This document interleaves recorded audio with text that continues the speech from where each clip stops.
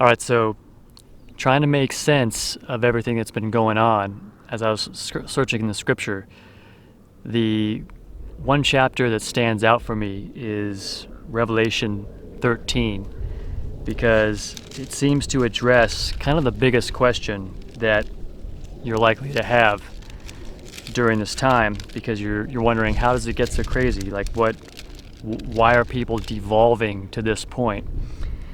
And when you read chapter 13, it starts to at least begin to address the question of why does it have to get so crazy.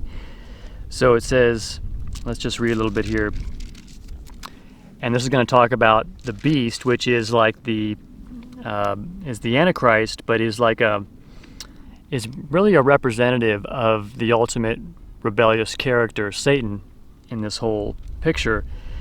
And it's kind of like, because I think that Satan needs to put forward kind of like a figure, an avatar, something that represents everything that he represents, which is, rebellion, doing everything the opposite of what God is telling you to do, and just general character, which this man who is called the beast, perhaps because his spirit is a beast, so it has the form of a man, but his spirit is a beast. So it says, "And I stood upon the sand of the sea, and I saw a beast rise up out of the sea, having 7 heads and 10 horns, and upon his horns 10 crowns, and upon his heads the name of blasphemy." So that blasphemy, okay, let's just talk a little bit about this.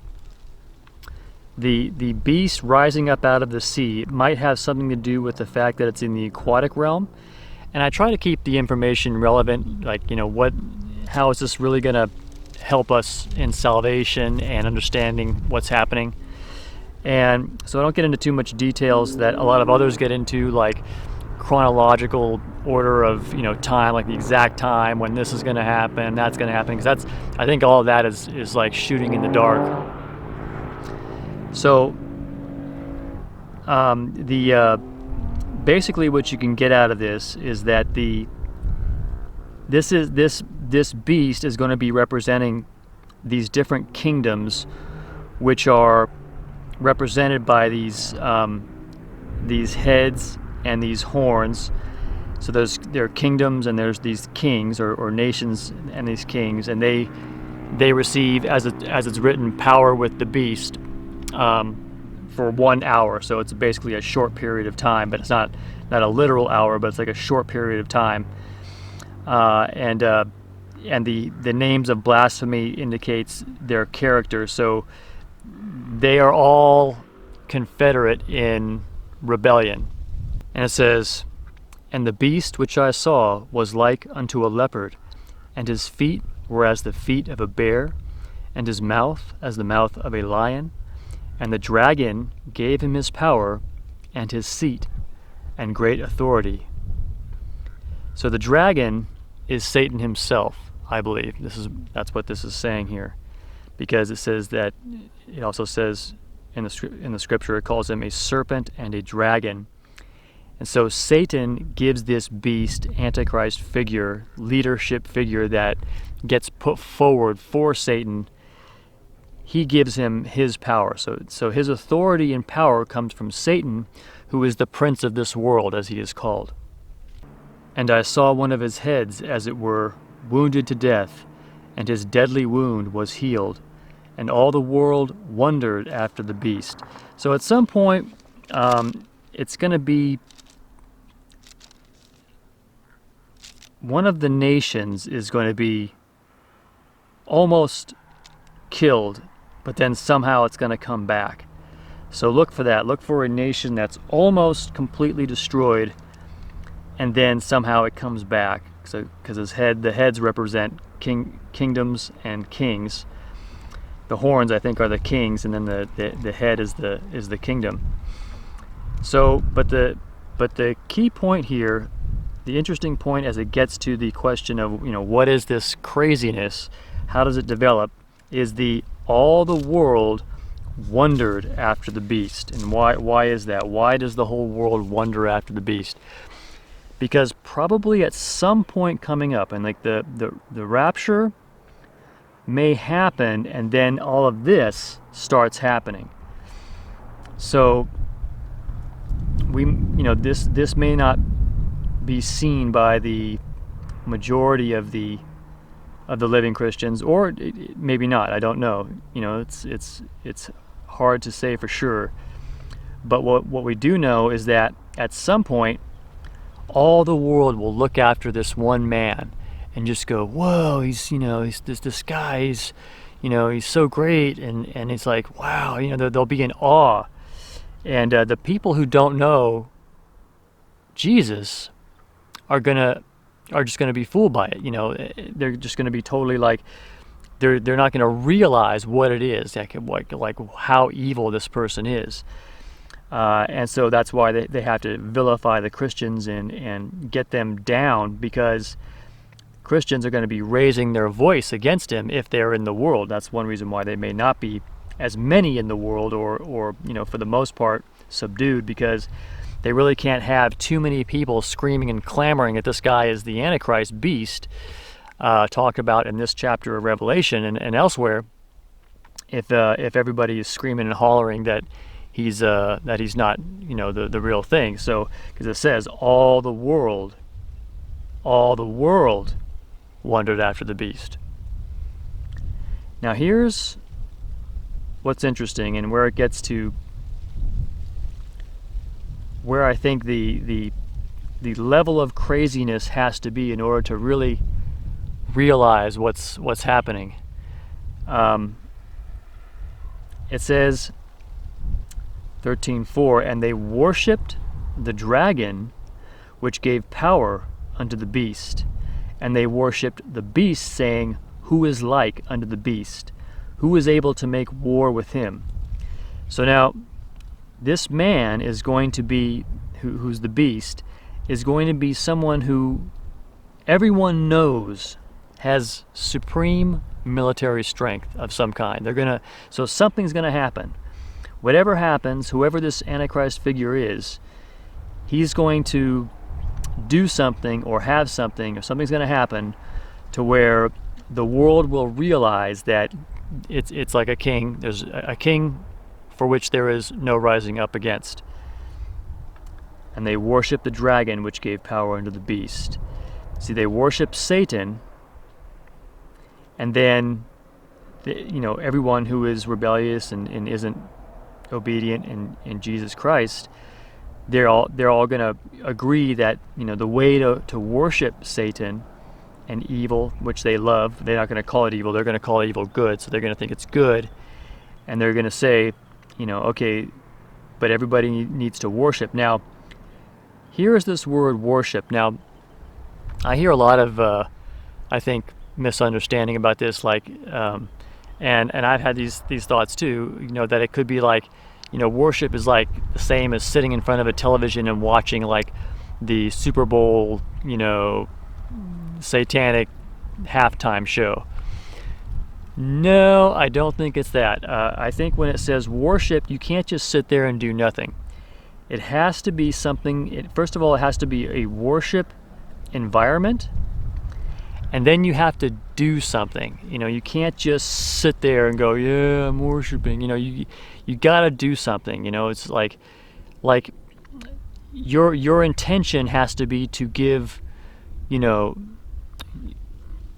loyalty and love and devotion to this figure. And so, bowing down or whatever it is, I don't know what worship is. I mean, a lot of people may believe that they worship. Okay, that's fine, but I have reservations about what is true worship, because our hearts are so separated from God, because we have the Romans 7:18, no good thing dwelling within. And at that point, we could be blocked from truly understanding and truly giving our hearts so that we can understand. And at that point, I don't know what can be called true worship, because it says also in Isaiah 66, basically it gives a rundown that all of religion at this point is BS, basically. And so, but here we see all the world wondered after the beast, all the world worshipped the dragon, which gave power unto the beast, and they worshipped the beast. So they're going to worship this man, and it's going to be like a, like a bowing down, giving of reverence, and, saying, I love you, and, it's all going to be, a situation where it is worship. There's not going to be any doubt that it's worship. This is worship. And then, as I said here about the next line, who is like unto the beast, who is able to make war with him, he's going to have some kind of power, which people are just going to, in general realize, this guy, whatever else you want to say about him, he is supreme militarily in terms of power and control. So that's going to be one aspect of why people are going to get to this level of willing to be bowing down, because remember, people have families and they're trying to save their lives, which they haven't given over to Christ, so they haven't given up their lives in the world, so they're trying to save their life in the world, and they realize this guy, whoever he is just got massive power, and you can't do nothing about it. You're like, okay, this guy's got like, all the nuclear weapons or whatever it is, and there's just nothing you can do about it. And so this figure, it says, and there was given unto him a mouth speaking great things and blasphemies. So he's going to speak great things. So, whatever, they may be evil and they may be wrong, but they're going to be great. They're going to be, big and impressive things. People are going to be impressed, no matter who you are. Even Christians are probably going to be impressed with this guy, that he's speaking these things, but they're, and then Christians are going to know that he's speaking blasphemies. But and the rest of the people are not going to see it as blasphemy. They're going to see it, no, you should speak out against God. You should, do everything you can to rebel against God, because that's the right thing to do. And so, and that's kind of the narrative we see building up, right? But now think about this, okay? There's a lot of people that they're so ungodly that it doesn't matter whether it's Satan or, Buddha or some other, God somebody cooked up. They're like, man, I'm not going to, worship. I mean, I'm going to go have my cheeseburger and a Coke and watch the football game. I ain't worshiping no one, So, but it says here, the line is, all the world wondered after the beast, and they worshipped him. All the world worshipped him. And so if it's worshipped, they are going to be doing something that they know is worship. It's not going to be like they don't know, because they're willingly worshiping the beast. And there's going to be some people who hold out and won't, and those people will be killed, as it says.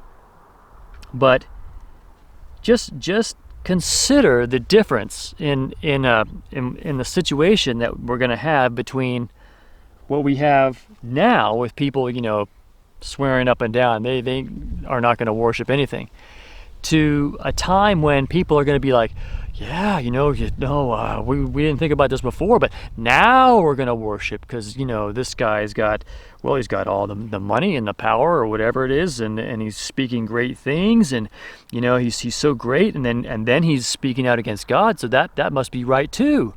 And so, it's here's what's interesting. I was thinking that maybe this thing with the, shall we say,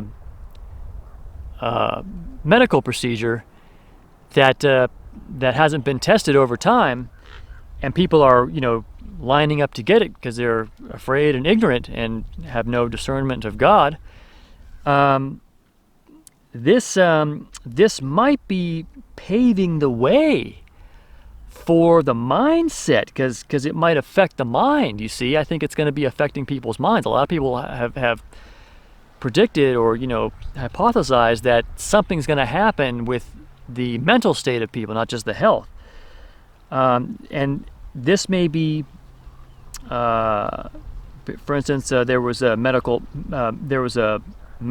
particles found in it. Those doctors in Japan found some, metallic, some kind of metallic substance. They couldn't figure out quite what it was, or they said they knew what it was, but they couldn't really figure out like what's it doing there. How does this work? Well, that maybe has something to do with. Got the world's biggest fly here. Maybe that has something to do with the insanity that leads up to people going, yeah, okay, I can put off the football game and the smoking weed or whatever. It's time to get down. Actually, and we're talking about like, they're going to be like on their knees, like you see Muslims, bowing down, going, oh. I mean, I think we're talking something like that. I mean, really, this is, and because I realize that when you see this, especially if you're hearing this for the first time and you've only read over this a few times and haven't had years to kind of think it over, but I have, and it kind of seems unreal, but I realize that like sitting in front of the television or buying the products of is not the same as worshiping that thing or person, and people are going to worship Satan, and they're going to worship his set up image as a man, this beast, and he's going to be this revered super figure. And it says, he opened his mouth in blasphemy against God, to blaspheme his name and his tabernacle and them that dwell in heaven. So this man, who's really a beast, is probably his spirit is a beast, and he takes maybe shapeshifts and keeps himself in the image of a man, so that's why he's called the beast. He's going to be a king or a great leader of some kind, and he's going to look like a man, but really he's going to be a beast, and maybe at some point he'll shapeshift into his true reptilian or other beast form. But in any case, his one of the main things he's going to be doing is speaking against God. And speaking against his name and against his tabernacle or the temple and them that dwell in heaven. So he's going to be someone who is speaking against heaven, and all the people that have that rebellious spirit who may already be like deeply brainwashed by who knows what with the experimental medical procedure and that hasn't been tested over time, and who knows what's really in it. I mean, they say that these companies developed it in record time. No, they had it all along, man.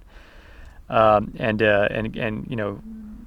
God knows what it really does. But actually, if you think about it, really, God knew about all this from the very get-go. So you might even say that God says, "Behold, I create both the good and the evil," and this could all be really it's part of God's plan. I mean, even though you don't want to blame God for like something that Satan did, but at the same time, if everything is going according to the plan of God, it really is. It's not like this can be like just some sort of thing that Satan did, and then then God says, "Oh, okay, right, cool, I'll incorporate it into the Scripture." No, I think it makes more sense to realize that really God is the author of all this. So it has a purpose, and that purpose is to refine, first of all, separate the wheat from the chaff, and then refine the wheat so that all the like silver, getting the dross out of silver, it takes being refined, as the Psalm says, Psalm 12:6, the words of the Lord are pure words, refined as silver 7 times in a furnace of earth. Now, and then it says, and it was given unto him to make war with the saints. So this beast man, this Antichrist figure, is going to be coming against us, the saints, and to overcome them. So it was given unto him to make war with the saints and to overcome them. Now, overcome, I don't know if that means killed or maybe just silenced, like just completely put them out of the picture, basically, as far as the public square goes, or maybe it means killed, I don't know. And then it says, and here's another important point of this, and power was given him over all kindreds and tongues and nations. So this is This is important to understand, because this man, this beast, is going to have military authority over all the people of the world, and not just the nations, but all the kindreds, like all that means races of people, and tongues. So he's going to have dominion over all the languages and nations. So this figure, however he comes into power, it's probably going to be like it. There's going to be some kind of war or demonstration or something, because people aren't just going to go, oh well, okay, this guy's the military supreme dude over the whole world. All right, fine, we'll just obey him. No, I think there's got to be something that convinces the world that this guy is it. People who don't know God are going to say, this guy is it. This guy is the ultimate authority, because he's a king for which there is no rising up against. There's no one that can make war with him.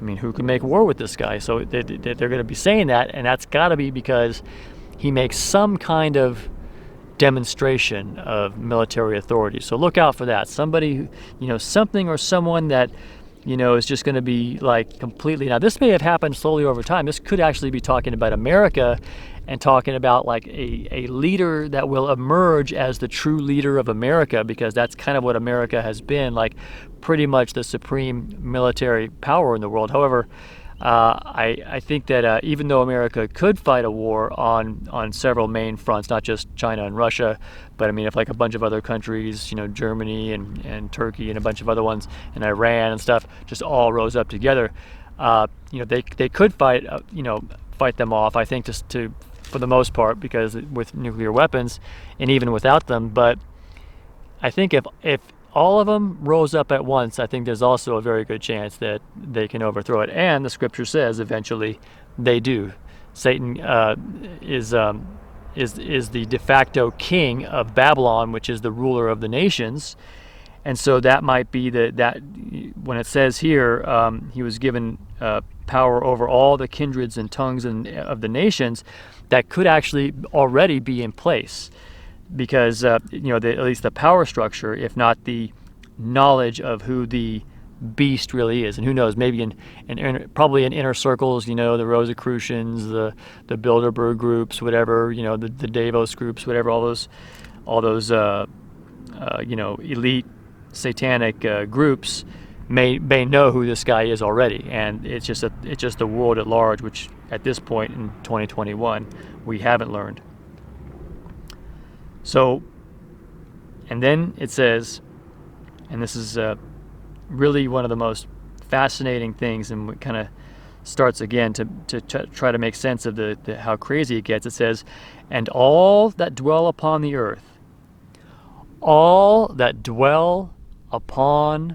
earth, shall worship him, this beast, this man, whose names are not written in the book of life of the Lamb, slain from the foundation of the world. The Lamb being Jesus, of course. They shall worship him. So people are going to see this figure. Now, what hasn't happened yet, and has got to happen for all the world to worship this guy, is that this figure has to emerge. He has to go public. He has to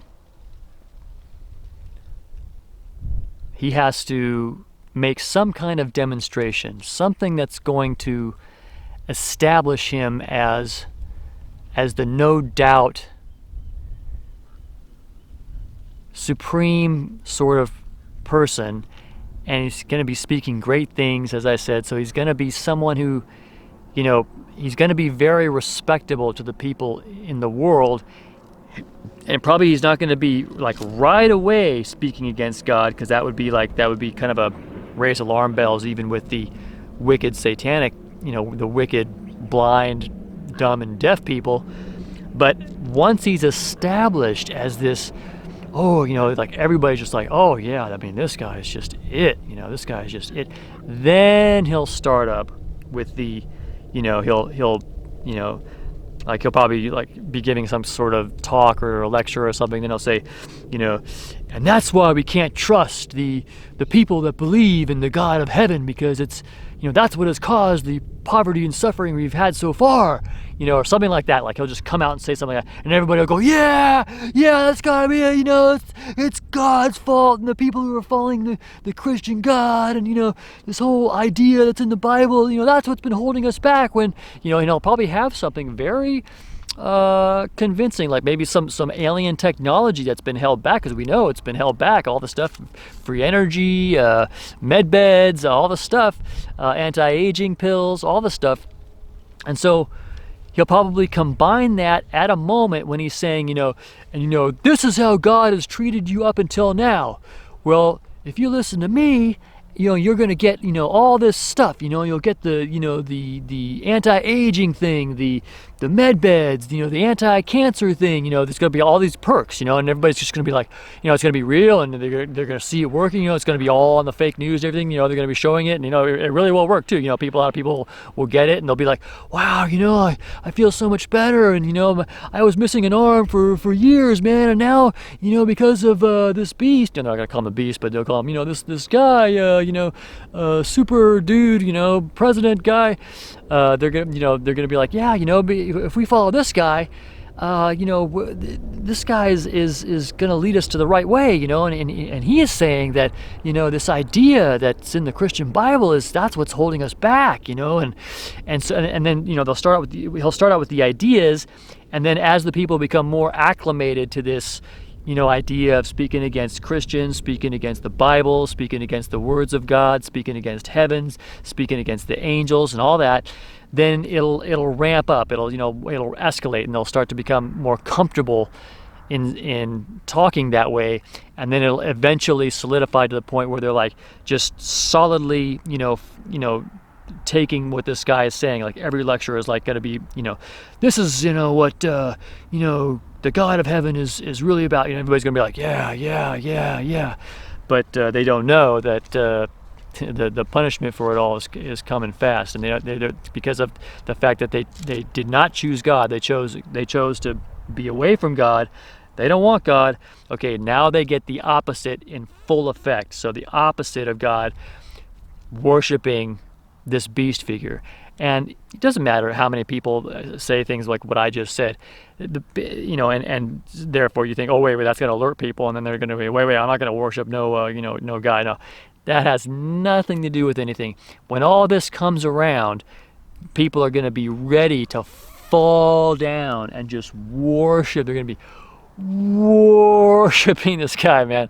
And I don't mean to be making fun of it, but it's, you know, the level of lack of understanding about what's really happening here is going to be at that point where they are really willing to actually get on their knees and give serious, you know, obedience to, you know, just total love and devotion, and saying, I'm gonna, you know, I'll do whatever you say, you know, and just total, you know, love and loyalty to this figure who, you know, talks peace, and he's a very smooth orator, as it says, and, you know, smooth orator, and, you know, people are just going to be so convinced, like, oh, this guy's just so wonderful, it's just so great to listen to him talk, it's so assuring. And then he gave us all this great technology, which those evil people that follow the Bible were keeping us back from. Of course, that'll all be a lie, of course, but, you know, that's probably another reason why I keeping all that technology back, so that when they do the big sham, it'll seem like,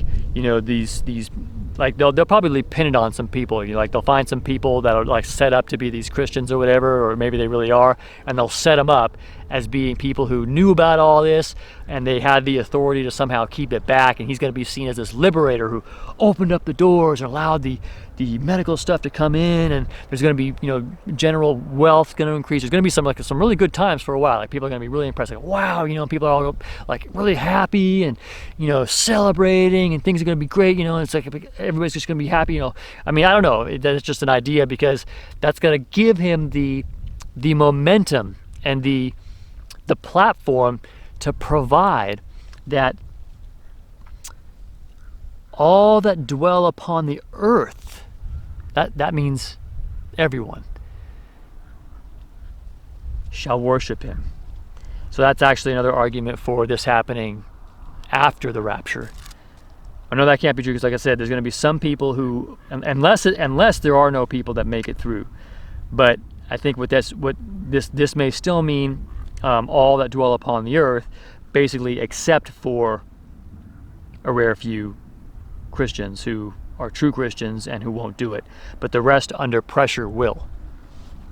I saw a pretty scary movie about that, talking about how, I don't know if you saw the this one science fiction movie, Children of Men, and basically it's the women became infertile and the whole world turns to total chaos and shit. Like everything just goes total, everybody, like everywhere you go is like nothing but trash piled up because everybody's been shooting each other and there's like people running around, and these rogue armies and it's just total chaos, people running around in violence and everything.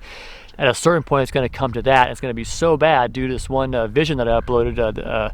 A girl has 8-year-old girl has vision of the rapture or something like that. It's one of the earlier movies that I uploaded. It's really made a lasting impression. I think it's got over 3 million hits now. But that scenario, I think something like that is going to come to pass.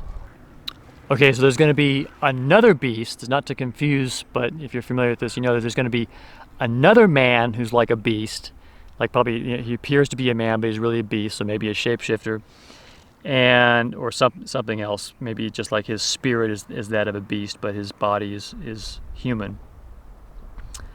Because it says, and then okay, so it says, and all that dwell upon the earth shall worship him, whose names are not written in the book of life of the Lamb slain from the foundation of the world.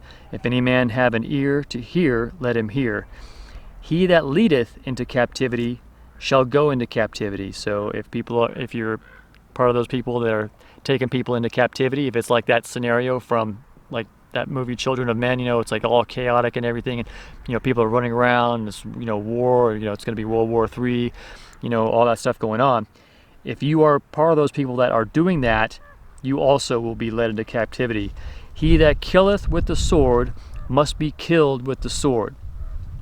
So if you pick up the gun, if you have a gun and you shoot somebody with it, you're going to be shot. So if you don't want to be shot and killed, don't pick up the gun if you're a true Christian and you have faith in Jesus. Here is the patience and the faith of the saints, because it takes patience and faith of the true Christian not to pick up a gun during these times, because everybody's going to want to be armed. All the, preppers, people like Mike Adams, Alex Jones, all those people are armed to the teeth. And I'm not, okay? So Alex Jones and Mike Adams, they all have guns. Okay, Richard Bruce doesn't, okay? And I'm saying if you want to win this, don't be involved with that. Because the guilt for killing another person is so bad. I've known people personally, friends. I've known them in person who have killed people and it was in the line of duty. But oh, the weight on their soul. It would be better to be shot in a crime situation. And I realize there are people with families to defend, and they want to defend their Second Amendment and everything. Okay, fine. I'm not going to criticize. I'm just saying what I'm going to do, because I know that now isn't the time. God doesn't say you can't fight. He says that now isn't the time to fight, because God does give people authority to fight, but it's a no doubt situation. You can't just say, I know God's giving me the message, because I had this sign, I had a dream, it's kind of vague, but I knew it was God. No. When God is giving you authority, to fight, there will be zero doubt about it.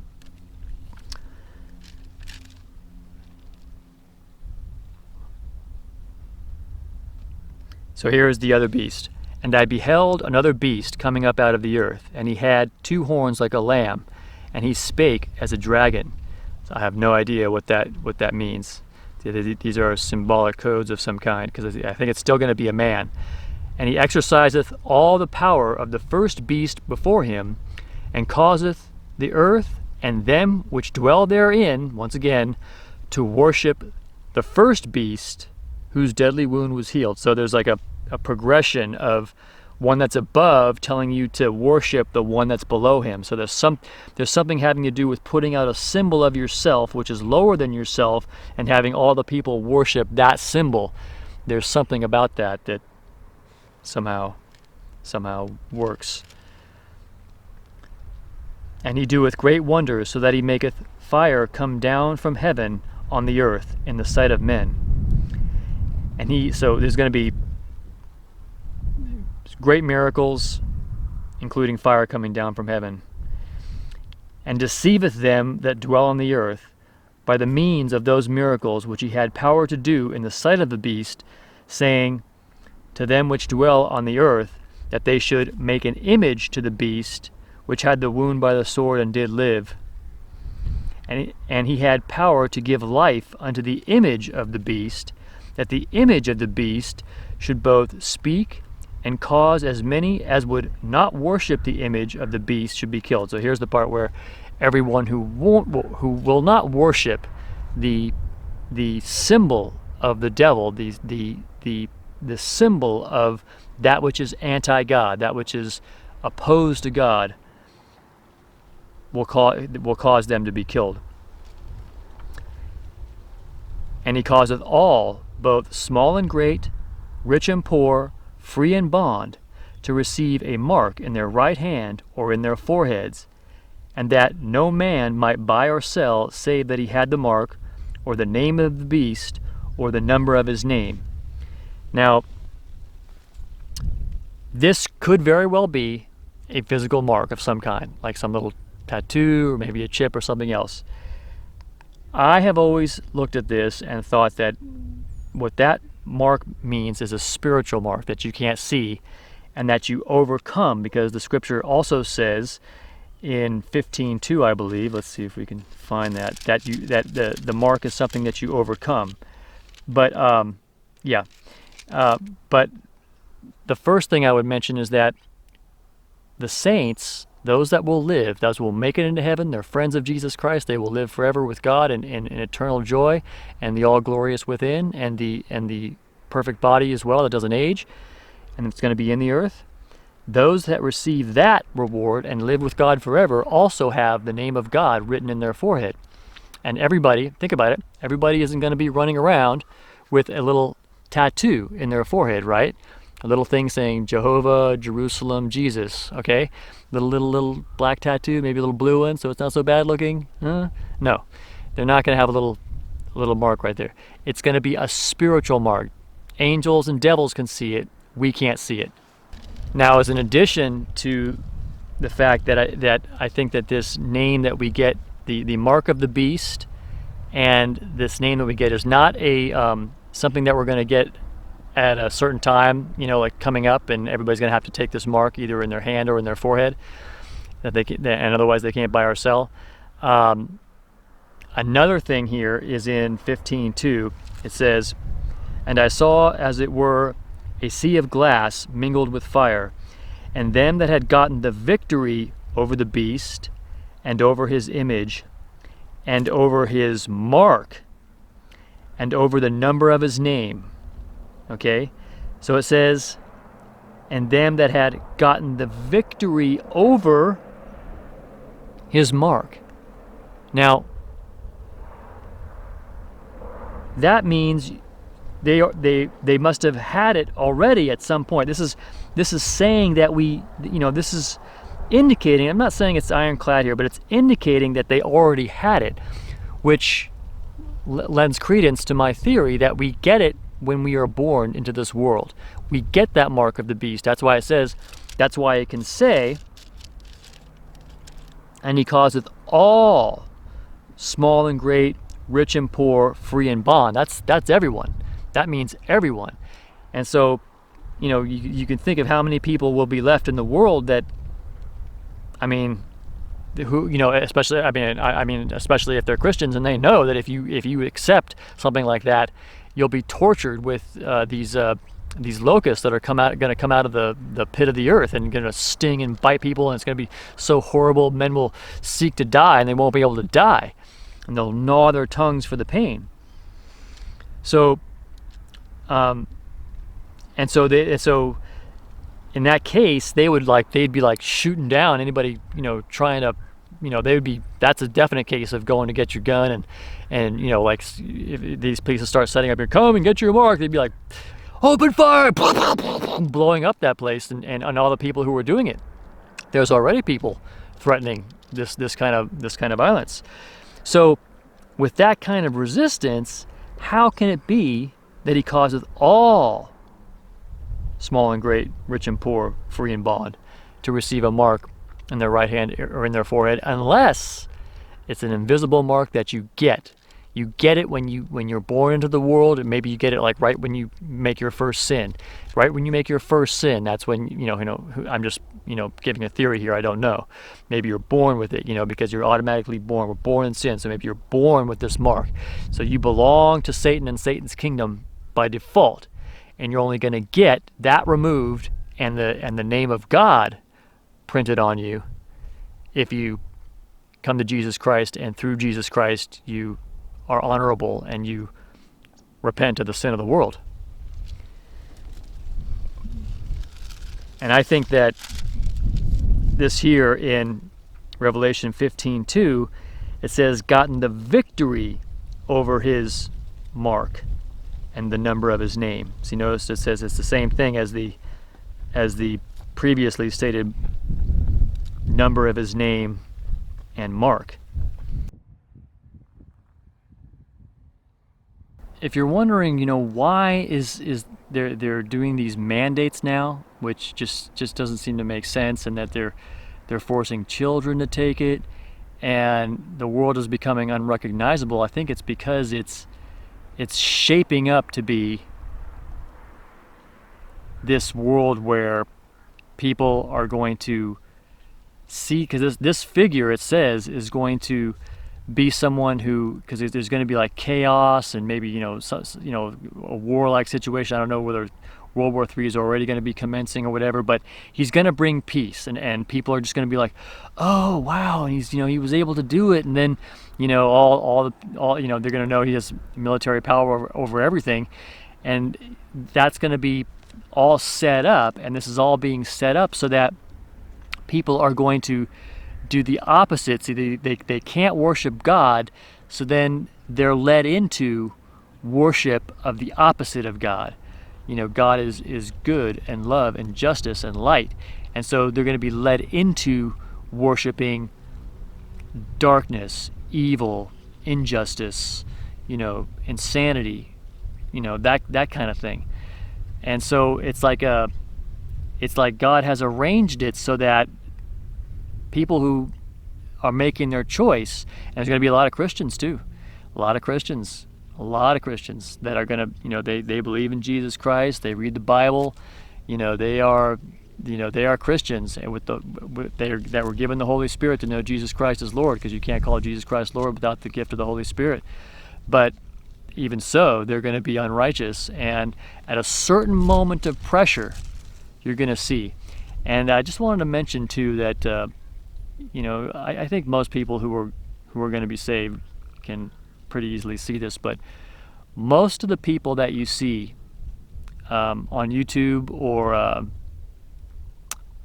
course the people on TV, but especially on YouTube, that you think are like individuals, people that are prophets, and they, most of these people, and I'm not saying all of them, because there's some of them that I think are true, but most of them I think are they're going to be of this ilk, and they would be very well spoken. I mean, no one could really guess or say for sure, but when I listen to them and I see how off they are, and not really, admitting that they don't know some things, and talking about things that don't really make sense and aren't right, you can see that